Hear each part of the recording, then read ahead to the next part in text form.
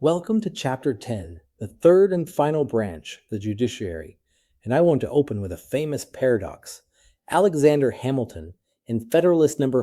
8, called the judiciary the least dangerous branch. Think about why. The executive holds the sword, the power of force.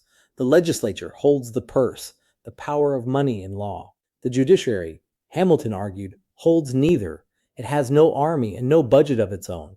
It can act only by issuing opinions, and those opinions depend on the other branches to enforce them. And yet, here's the paradox. Through the power of the pen, the authority to interpret the Constitution and declare what the law means, the judiciary has become one of the most consequential institutions in American political life. Supreme Court decisions on race, religion, reproduction, privacy, voting, speech, and the structure of government itself have shaped the lives of every American in ways no legislative majority could easily override. The least dangerous branch turns out to wield extraordinary power. Now the structure, the federal judiciary, interprets and applies the law and resolves disputes through a hierarchical system of courts that the Constitution establishes only in skeletal form. Article 3 creates the Supreme Court and authorizes Congress to create inferior courts, but it says almost nothing about how they should be organized.